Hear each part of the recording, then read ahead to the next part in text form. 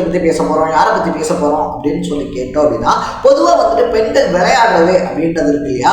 So அது வந்துட்டு பார்த்தோம் அப்படின்னா பெரும்பாலும் வந்துட்டு எப்படி சொல்கிறது, இன்னும் வந்துட்டு ரெகக்னைஸ் பண்ணப்படலை அப்படின்னு தான் சொல்லணும். ஏன்னா வந்துட்டு கிரிக்கெட்டாக இருந்தாலும் சரி, பேஸ்கெட் பாலாக இருந்தாலும் சரி, ஃபுட்பாலாக இருந்தாலும் சரி, டென்னிஸாக இருந்தாலும் சரி, இந்த மாதிரி பல விளையாட்டுகள் இருந்தாலும் ஆண்கள் விளையாடுற கேம்ஸ் இருக்கு இல்லையா, அதே கேம்ஸ் தான் வந்துட்டு இன்க்ளூடிங் பெண்களுமே விளையாடுறாங்க அப்படின்னாலும் ஆண்கள் விளையாடுறதுக்கு அப்படின்னு சொல்லிட்டு ஒரு பிராண்டிங் இருக்காது. கிரிக்கெட்டு, ஃபுட்பாலு, கபடி எதுவாக இருந்தாலுமே. But at the same time வந்துட்டு பார்த்தோம் அப்படின்னா பெண்கள் விளையாடும் போது அதே அளவுக்கு ரெஸ்பான்சிபிலிட்டிஸோ இல்லை அதே அளவுக்கு வந்துட்டு பார்த்தோம் அப்படின்னா மக்கள் கிட்ட இருந்து ஆதரவோ கிடைக்குதா அப்படின்னு சொல்லி கேட்டோம்னா டெஃபினட்டா இல்லை அப்படின்னு சொல்லி தான் சொல்லணும். அதுவும் இந்தியா பொறுத்த வரைக்குமே வந்துட்டு பார்த்தோம் அப்படின்னா ஒரு பொண்ணு போய் வந்துட்டு ஒரு விளையாட்டுல ஜெயிக்கிறது அப்படின்றதெல்லாம் இருக்கு இல்லையா, அதெல்லாம் குதிரை கொம்பு மாதிரி இருக்கக்கூடிய விஷயம் அப்படின்னே சொல்லலாம். ஸோ அப்படி இருக்கக்கூடிய சுச்சுவேஷன்ல வந்துட்டு பார்த்தோம் அப்படின்னா டென்னிஸ் உலகத்தை பொறுத்த வரைக்குமே இந்த விம்பிள்டன் மாதிரியான சாம்பியன்ஷிப்பாக இருந்தாலும் சரி, அந்த கிராண்ட் ஸ்லாம் மாதிரியான போட்டிகளாக இருந்தாலும் சரி, அதை நம்ம நியூஸ் பேப்பரை திறந்து படித்தோம் அப்படின்னா அது மோஸ்ட்லி வந்துட்டு மென்ஸ் கேட்டகரியிலேயே வந்துட்டு தொடர்ந்து ஒரு 4 பேர் தான் திருப்பி வரும். ரஃபேல் நடால், ஜோகோவிச், அதை தாண்டி வந்துட்டு பார்த்தோம் அப்படின்னா இப்போ அல்காரஸ் அப்படின்னு சொல்லிட்டு ஒரு புது பேர் அடிபட்டுக்கிட்டு இருக்கு, யங்ஸ்டர் விளையாடிக்கிட்டு இருக்காரு, பட்டங்கள் வின் பண்ணிக்கிட்டு இருக்காரு. ஸோ அந்த மாதிரி இருக்கும்போது வந்துட்டு பார்த்தோம் அப்படின்னா பெண்கள் பிரிவில் அதிகமாக ஒரே பேர் தான் கிட்டத்தட்ட 20 வருஷத்துக்கு மேலே மகளிர் டென்னிஸ் உலகம் அப்படின்றத ஆட்சி பண்ணிக்கிட்டு இருக்கு. The one and only Serena Williams அப்படின்னே சொல்லலாம். ஸோ அந்த மாதிரி இருக்கக்கூடிய உலகத்தில் வந்துட்டு பார்த்தோம் அப்படின்னா இந்தியாவில இருந்து போயிட்டு பேர் சொல்லக்கூடிய ஒரே ஒரு வீராங்கனையா மாறினது சானியா மிர்சா மட்டும்தான் அப்படின்னே சொல்லலாம். ஆஃப்டர் தட் வந்துட்டு பார்த்தோம் அப்படின்னா சானியா மிர்சா மாதிரி பேர் சொல்லக்கூடிய ஒரு டென்னிஸ் பிளேயர் வந்துட்டு தமிழ்நாட்டில இருந்தோ இல்லை இந்தியாவில இருந்தோ போகவே இல்லையே அப்படின்ற ஆதங்கம் வந்துட்டு தொடர்ந்து இருந்துகிட்டே இருந்துச்சு அப்படின்னு சொல்லலாம். அந்த ஆதங்கம் எல்லாத்தையுமே அடிச்சு நொறுக்கிற மாதிரி வந்துட்டு இப்போ தன்னுடைய சர்வாலையா இருந்தாலும் சரி, ரிட்டன் ஆலையா இருந்தாலும் சரி, சுழலும் சூறாவளி அப்படின்ற பேரோட வந்துட்டு பார்த்தோம் அப்படின்னா டென்னிஸ் தரங்களை தனக்குன்னு சொல்லி ஒரு முத்திரையை பதிச்சுக்கிட்டு இருக்காங்க. வெறும் 15 வயசான நம்ம தமிழ்நாட்டில் இருக்கக்கூடிய கோயம்புத்தூரை சேர்ந்த மாயா ராஜேஸ்வரன் ரேவதி அப்படின்னே சொல்லலாம். ஸோ அவங்க வந்துட்டு இதுக்கு முன்னாடி பார்த்தோம் அப்படின்னா பல மேட்சஸ் அப்படின்றது விளையாடி இருந்தாலும் மும்பையில் வந்துட்டு எல்என்டி மும்பை ஓப்பன் அப்படின்னு நடந்த அந்த ஓப்பன் மேட்ச்ல வந்துட்டு அவங்க விளையாட விதம் அப்படின்றது இருக்கு இல்லையா, எல்லாத்தையுமே திரும்பி பார்க்க வச்சிருக்கு அப்படின்னே சொல்லலாம். அது மட்டும் இல்லாமல் வந்துட்டு பார்த்தோம் அப்படின்னா சானியா மிர்சாக்கு அப்புறமா இந்தியாவுடைய எதிர்காலமா, இந்திய டென்னிஸினுடைய முகமா கண்டிப்பா வந்துட்டு மாயா ராஜேஸ்வரன் ரேவதி இருப்பாங்க அப்படின்னு சொல்லி டெஃபினட்டா சொல்லக்கூடிய அளவுக்கு தன்னுடைய பர்ஃபார்மன்ஸ் மூலமா எல்லாத்தையுமே வாயை பழக்க வச்சுக்கிட்டு இருக்காங்க, வியக்க வச்சுக்கிட்டு இருக்காங்க அப்படின்னு தான் சொல்லணும். இது மட்டும் இல்லாம பார்த்தோம் அப்படின்னா ஸ்பெயின் இருக்கு இல்லையா, ஸ்பெயின்ல வந்துட்டு ரஃபேல் நடாலுடைய அந்த பயிற்சி மையத்தில் வந்துட்டு பிராக்டிஸ் செஷன் அப்படின்றதும் எடுத்துக்கிட்டு இருக்காங்க. இதுக்கப்புறமா வரக்கூடிய விம்பிள்டன் மேட்சஸ் இருக்கு இல்லையா, விம்பிள்டன் மேட்சஸ்ல அவங்க பங்கெடுத்துக்கிறதுக்கான வாய்ப்புகள் அதிகமாக இருக்கு அப்படின்னு சொல்லப்படுது.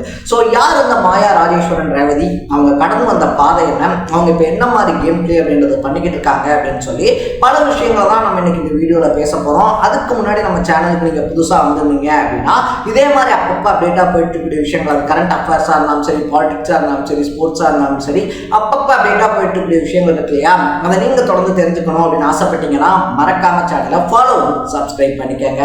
ஸோ ஃபர்ஸ்ட் ஆஃப் ஆல் வந்துட்டு பார்த்தோம் அப்படின்னா மாயா இருக்காங்க இல்லையா, மாயாவுக்கு வந்துட்டு அவங்க வந்துட்டு கேம் விளையாடணும் அப்படின்ற ஆசையை விட அவங்க அப்பாவுக்கு வந்துட்டு பொண்ணு ஏதாவது ஒரு கேம்ல பெரிய ஆளாக கொண்டு வந்துடணும் அப்படின்ற ஆசை இருந்திருக்கு.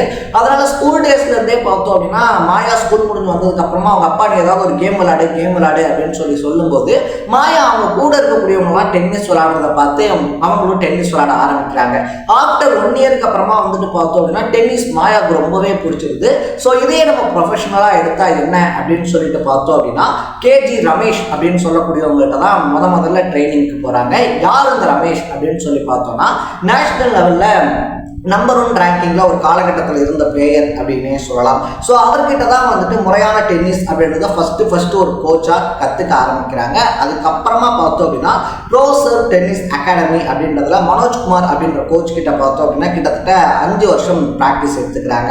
அதை தொடர்ந்து நிறைய உள்ளூர் போட்டிகள் எல்லாம் அவங்க விளையாடி இருந்தாலும் நம்ம முன்னாடியே சொன்ன மாதிரி மும்பை ஓப்பன் இருக்கு இல்லையா, அது வந்துட்டு மாயா ராஜேஸ்வரனுக்கு ஒரு ஐடென்டிட்டியை கொடுக்குது. அது மட்டும் இல்லாமல் ஒரு புது டோரையும் ஓப்பன் பண்ணி விடுது அப்படின்னே சொல்லலாம். சொல்லலாம். ஏன்னா அந்த மும்பை ஓப்பன்ல கலந்துக்கிறதுக்கான குவாலிஃபயர் 1 குவாலிஃபயர் 2 அந்த 2 மேட்ச்லையுமே இத்தாலியை சேர்ந்த போஷோ ஹியூகோ, அமெரிக்காவை சேர்ந்த ஜெசிகா பெய்லா அப்படின்னு சொல்லிட்டு 2 பேரை வந்துட்டு தோக்கடிக்கிறாங்க. அப்பயே வந்துட்டு எல்லாரும் யாரும் அந்த பொண்ணு இவ்வளோ டேலண்டா விளையாடுது அப்படின்னு சொல்லி பார்க்கும்போது அடுத்தடுத்த மேட்சஸ்ல வந்துட்டு பார்த்தோம் அப்படின்னா வேர்ல்டு தரவரிசை அப்படின்னு சொல்லுவாங்க. நம்ம எல்லாத்துக்குமே கிரிக்கெட் தரவரிசை தெரியும் இல்லையா, யார் நம்பர் 1 நம்பர் 2 அந்த மாதிரி டென்னிஸ்லயும் இருக்கு. ஸோ அப்படி இருக்கக்கூடிய தரவரிசை பட்டியலில் 353வது இடத்துல இருந்த ஜரீனா டியாஸ் கஜகஸ்தானை சேர்ந்தவங்க, அவங்கள தோற்கடிக்கிறாங்க. அதுக்கப்புறமா 225வது இடத்துல இருந்த ஐரினா பெலரஸ் நாட்டை சேர்ந்தவங்க, அவங்கள தோற்கடிக்கிறாங்க.